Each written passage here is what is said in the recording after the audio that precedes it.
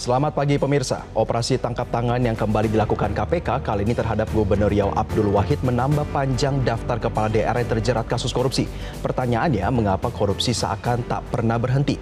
Inilah editorial Media Indonesia edisi Rabu 5 November 2025 dengan tema Jangan Biarkan Korupsi Tetap Lestari bersama saya Jose Nicole. Anda juga bisa berpartisipasi dan berinteraksi melalui telepon interaktif di nomor 02158399100. Dan pagi ini telah bergabung bersama saya anggota Dewan Redaksi Media Group, Indra Maulana. Mas Indra, selamat pagi. Jose, selamat pagi. Apa kabar, Mas? Baik, sehat selalu, tapi sedih mendengar berita yang baru disampaikan Jose tadi ya. Betul, dan dikala janji politiknya masih dinanti untuk direalisasi, Mas, tetapi potensi jeruji besi belum justru setahun menanti. ya. Belum setahun nih, Mas. Ya. Bagaimana editorial kita melihat OTT ini? Apalagi mendengar belum setahun menjabat, sudah terjaring tangkap tangan oleh KPK, apalagi kalau kita mundur ke belakang seperti tadi disampaikan bahwa ini adalah gubernur keempat di Riau yang terjaring atau terjerat kasus korupsi ya. Betul. Sejak era reformasi sudah ada 4, ini Abdul Wahid ini adalah gubernur keempat. Artinya ada pertanyaan di sana bagaimana pengelolaan pemerintahan daerah di Riau. Tapi kita tidak hanya bicara Riau. Ya. Kalau kita melihat data juga dan membuat kita sedih juga, dalam tahun ini saja KPK sudah melakukan operasi tangkap tangan terkait kasus korupsi terhadap 5 kali ya, terhadap pejabat daerah. Kalau kita lihat ke belakang lagi juga, ternyata sejak KPK berdiri, KPK berdiri 2004 ya, pejabat daerah atau kepala daerah yang sudah terjaring itu jumlahnya cukup banyak ya. Ternyata ada 30 gubernur, kemudian 171 bupati atau wali kota dan wakilnya begitu ya. Artinya kan memang kalau kita lihat jumlah 30 gubernur ini kan hampir seluruh provinsi. Iya, Pak. Ya, kalau di rata-rata begitu ya, hampir seluruh provinsi gubernurnya melakukan korupsi. Ini kan mengerikan sekali. Artinya ada tanda bahwa bolehlah kita bilang kita tidak hanya bicara moral saja hari ini. Karena moral itu tergantung individunya. Berbagai upaya sudah dilakukan. Tapi ada kegagalan sistemik dalam mencegah korupsi ini terus berulang terjadi. Kalau ini sudah menjadi gubernur keempat di Riau misalnya sudah terjaring kasus korupsi, maka kan ini seperti sebuah siklus buruk yang terus terjadi. Kurang apalagi upaya yang sudah dilakukan. Terakhir di pemerintahan Prabowo, Presiden membentuk adanya sebuah retret. Selain menteri ada retret kepala daerah juga kan. Itu kan upaya yang luar biasa untuk menghindari hal-hal seperti ini terjadi. Lalu kita lihat lagi ke belakang, kurang berapa lagi kita sering menyaksikan berita penandatanganan fakta integritas. Moralitas ini, Pak ya? Iya, fakta integritas itu ini sudah ditandatangani di atas materai misalnya begitu kan, sudah formal. Moralitas menjadi pertaruhan di sana, tapi sepertinya hanya seremonial belaka lama-lama ini kita lihat penandatanganan fakta integritas ini. Lalu kita juga harus kritik KPK juga. KPK kan ada bidang pencegahannya. Selama ini pencegahannya itu hanya menjadi kelas-kelas biasa, kelas-kelas memanggil kepala daerah. Jangan-jangan ini hanya menjadi sebuah komoditas politik, para politisi atau kepala daerah atau pejabat politik begitu memanggil KPK untuk melakukan kelas pencegahan, tapi prakteknya tetap berjalan korupsinya. Nah, ini juga KPK perlu kita singgung juga dalam hal ini. Satu sisi kita apresiasi ya, ada operasi tangkap tangan ini terus menjalankan tugasnya dalam penindakan ya, dalam divisi penindakannya. Tapi pencegahannya juga harus dilihat. Sudah berjalan maksimal belum? Pengawasannya seperti apa? Dan tentu ini akan menjadi topik kita pada pembicaraan pagi hari ini ya, Mas Indra. Dan inilah pemirsa editorial Media Indonesia edisi Rabu 5 November 2025 dengan tema Jangan Biarkan Korupsi Tetap Lestari.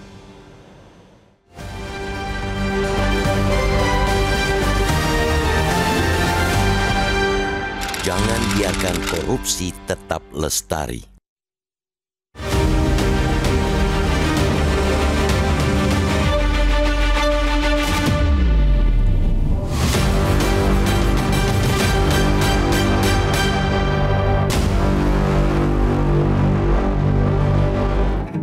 Jangan biarkan korupsi tetap lestari.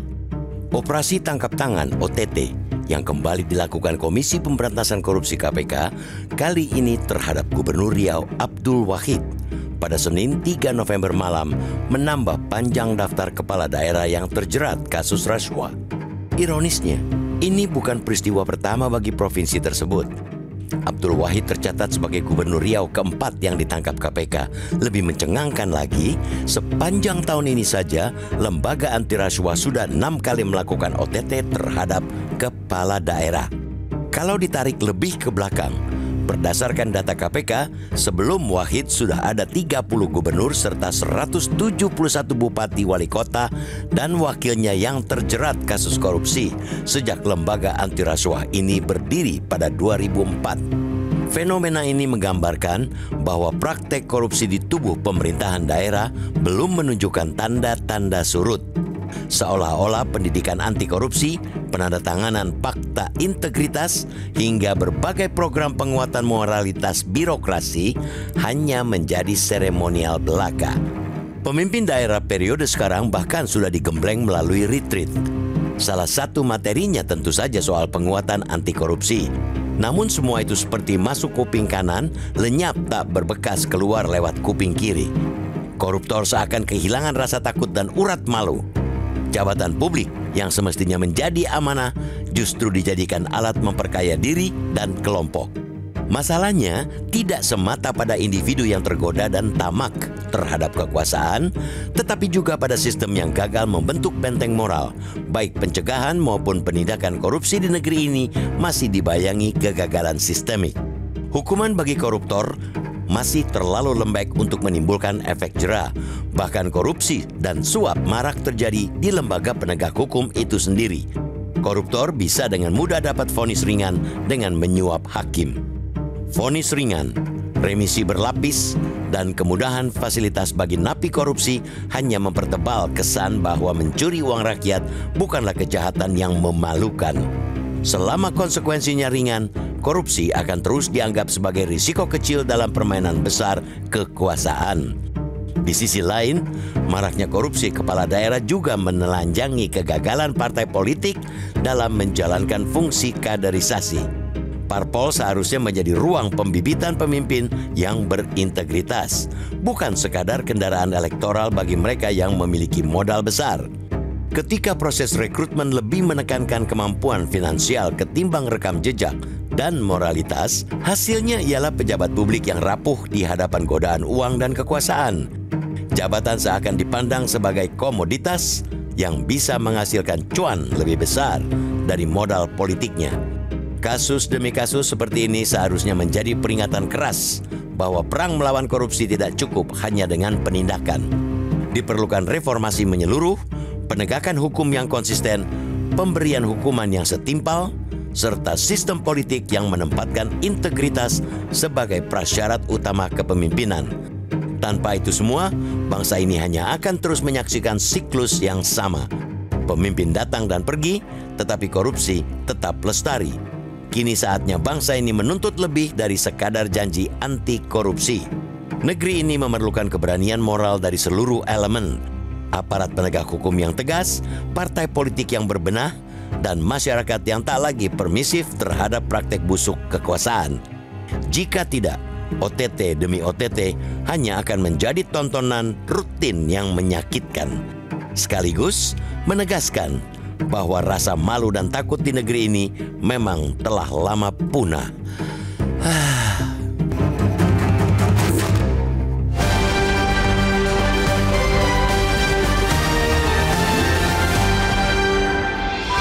Pemirsa, kami akan kembali usai jeda dan pastikan Anda berpartisipasi dan berinteraksi melalui sambungan telepon kami di nomor 0215839900. Tetaplah bersama kami.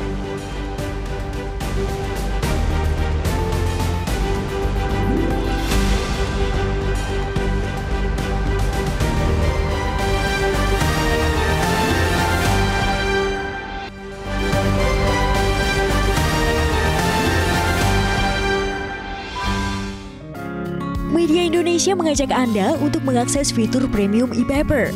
Dengan sajian konten berbasis intelektual dan meneguhkan kebangsaan, Media Indonesia tampil dengan lebih dinamis melalui e-paper Media Indonesia yang dapat Anda akses kapan saja, di mana saja.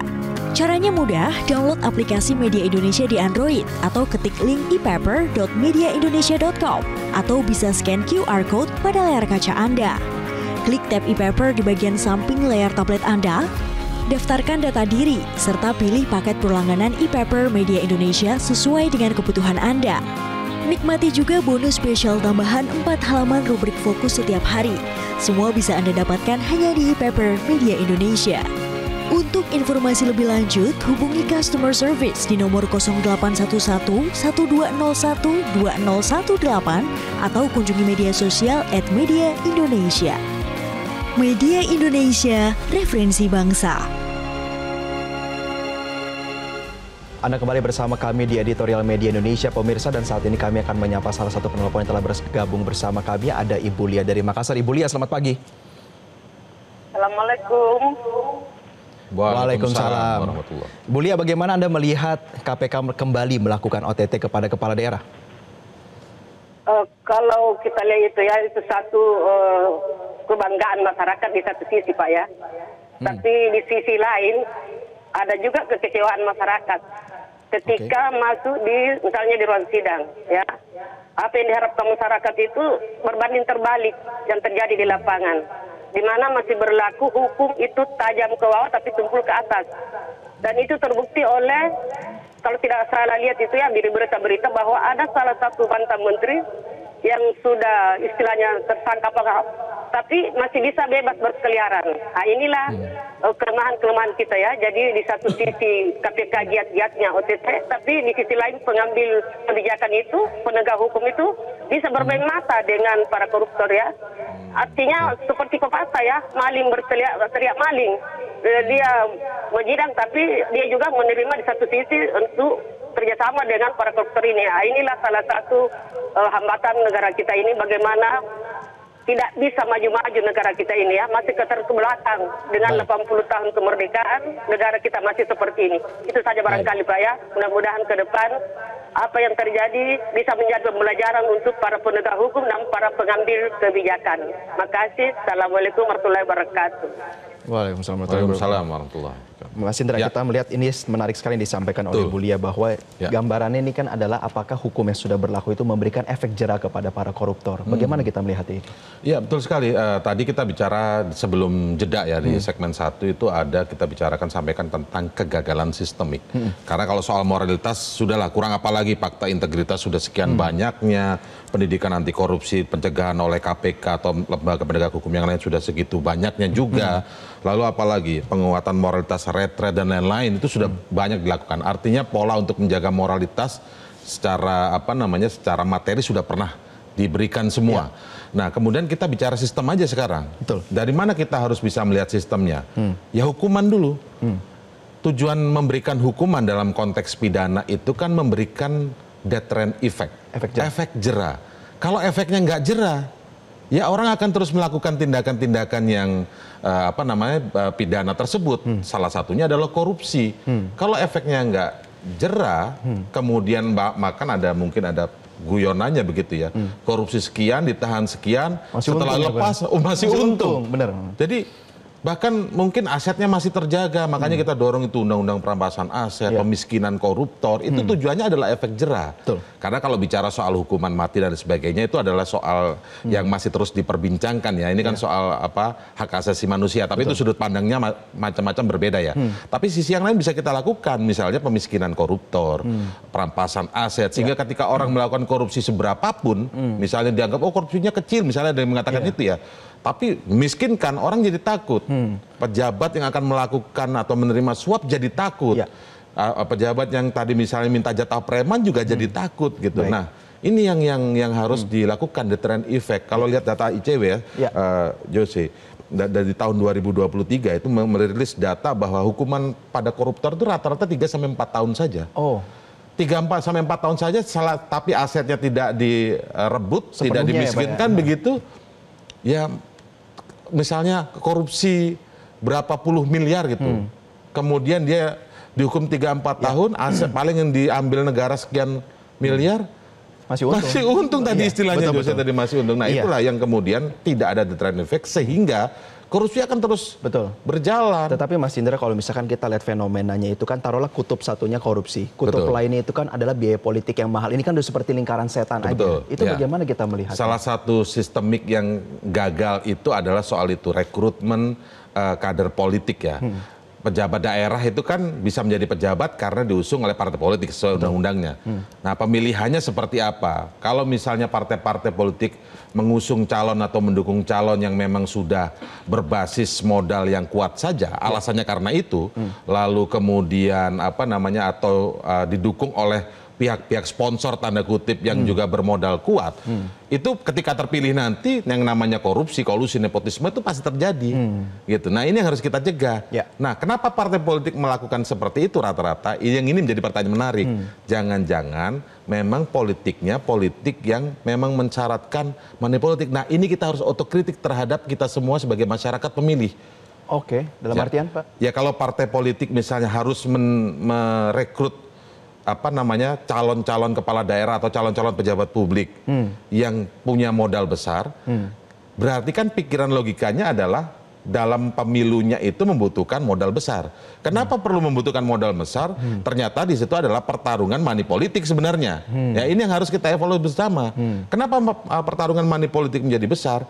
Bisa salah partai politiknya, bisa juga ini otokritik kepada kita masyarakat. Masyarakat masih mau menerima amplop misalnya. Jual beli suara kita. Jual beli suara akhirnya konteksnya. Nah, vote buying dan lain sebagainya ini pernah ditulis oleh salah satu pengamat politik kita ya. Ini mengerikan sekali. Jadi sistem yang harus segera dibentuk nih secara agar kegagalan sistemik tidak ada. Karena itulah kemudian ini bersama-sama. OTT hanya akan terus terjadi jika memang ada upaya kegagalan sistemik seperti yang tadi kita gambarkan, mulai dari rekrutmen calon pejabat publik oleh partai politik. Kenapa partai politik melakukan itu? Karena mungkin juga biaya politiknya tinggi. Bukan biaya politik secara proseduralnya, tapi biaya politik untuk tanda kutip tadi money politik. Kenapa money politik harus dibingungkan oleh partai politik? Karena mungkin aura vibes pemilihannya, uang amplop dalam artian jual beli suara itu masih berlaku. Nah, itu yang harus kita evaluasi bersama. Dan kita akan bahas lagi nanti ya Pak Indra dan juga pemirsa usai jeda. Tetaplah bersama kami di Editorial Media Indonesia.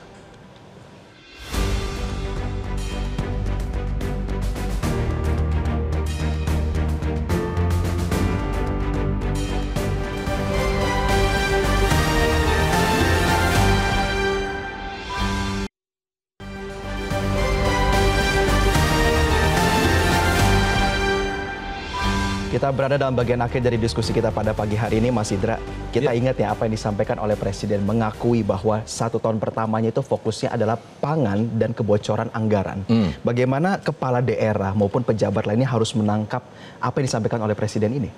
Saya kira semua kepala daerah, pejabat itu sangat mengerti apa yang dimaksud oleh Presiden Prabowo. Tadi kalau soal pangan itu kan berjalan ya. Nah, kebocoran anggaran itu tentu salah satu permasalahannya adalah tentang korupsi. Ya kan? Kalau sekarang kita dengar sudah dana transfer ke daerah juga sudah mulai dibatasi ya. Itu kan sebenarnya kalau di sisi lain kita bisa melihat tantangan bagi daerah, dia bisa mengoptimalkan dana TKD itu, transfer ke daerah itu. Harusnya seperti itu. Tapi kalau dengan peristiwa-peristiwa seperti ini, ya ini tidak ada hubungannya dengan TKD, tapi kan ini kan menunjukkan integritas kepala daerahnya kayaknya rendah nih. Kalau dikasih dana transfer ke daerahnya begitu tinggi, ternyata serapannya juga rendah, berarti kan bisa kemana nih uangnya, kan begitu. Apalagi dikorupsi ya? Apalagi dikorupsi. Nah, ini artinya sebenarnya ini menjadi momentum ketika dana transfer ke daerah itu ditarik ke pusat ya. Menjadi tantangan bagi kepala daerah untuk menunjukkan bahwa daerah mampu secara otonom mengelola anggarannya dan memang yang mengelola integritasnya tinggi. Nah, belum apa-apa kita sudah disuguhi dengan kasus Riau ini. Ini kan sangat menyedihkan, apalagi kalau motif yang sempat diungkap KPK tadi yang dibacakan beritanya oleh Jose itu mengungkap adanya jatah preman. Pemerasan ya? Pemerasan, berarti kan ini sangat menyedihkan. Alih-alih bicara pengelolaan yang transparan, akuntabel, integritas orangnya tidak. Nah, ini yang kemudian memang harus dievaluasi secara menyeluruh. Apa yang diperintahkan Presiden Prabowo sudah sangat jelas. Kalau soal yang diminta adalah agar tidak ada lagi kebocoran anggaran, ini alih-alih kebocoran anggaran bersihin dulu deh para pejabat daerahnya, dalam hal ini kepala daerah. Kepala daerahnya harus mampu firm, integritas tinggi, sehingga itu pun ke bawahnya masih belum tentu akan sama juga. Apalagi kalau kepala daerahnya seperti ini kondisinya, itu yang sangat menyedihkan. Tapi yang paling penting tadi kalau kita bicara sistem untuk mencegah ini semua, karena kita tadi sempat kritik itu adalah kegagalan sistemik dan menyeluruh begitu ya. Kita tadi singgung partai politik, kita singgung juga aparat penegak hukumnya, aparat penegak hukum sampai tingkat pengambil keputusan, pengambil hukum tertinggi ya di situ adalah hakim.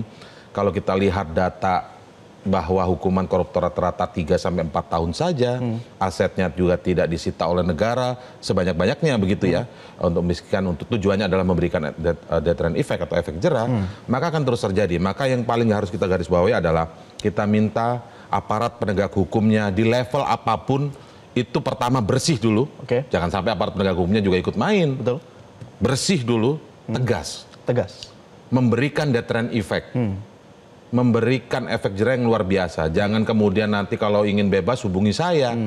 Kan itu maklar jadinya maklar kasus. Ini juga belum beres juga di negeri kita ini. Yang kedua kemudian adalah parpol yang berbenah. Parpol berbenah itu nanti bicara banyak hal. Bicara tentang rekrutmen politiknya, bicara tentang bagaimana memperbaiki sistem pemilunya, dan lain sebagainya. Lalu yang ketiga juga jangan kita lupakan, ini otokritik untuk kita semua, masyarakat Indonesia. Masyarakat jangan permisif dengan hal-hal yang berbau sifatnya disogok, disuap, jual beli suara. Karena apa? Ya ini hasilnya, kepala daerahnya korup, begitu. Nah ini yang harus menjadi catatan kita bersama. Kalau memang kita tidak mau ini menjadi siklus buruk di negeri kita, penangkapan OTT lagi, maka kita harus berbenah 3 hal tadi itu. Baik, tentunya kita juga berharap ini juga evaluasi menyeluruh ya Pak Indra dari negara-negara kita. Dan pemirsa, tanpa perubahan itu negeri ini akan terus terjebak dalam siklus yang sama. Pemimpin datang dan pergi tetapi korupsi tetap lestari. Yang kita butuhkan sekarang adalah keberanian moral, baik dari penegakan hukum maupun partai politik maupun masyarakat. Jika tidak, OTT hanya akan menjadi tontonan rutin yang menyakitkan dan sekali lagi membuktikan rasa masa lalu takut di negeri ini sudah lama punah. Kiranya editorial media Indonesia bisa mencerahkan pikiran kita tentang situasi negara ini antar sesama anak bangsa. Saya Jose Niko pamit undur diri, sampai jumpa.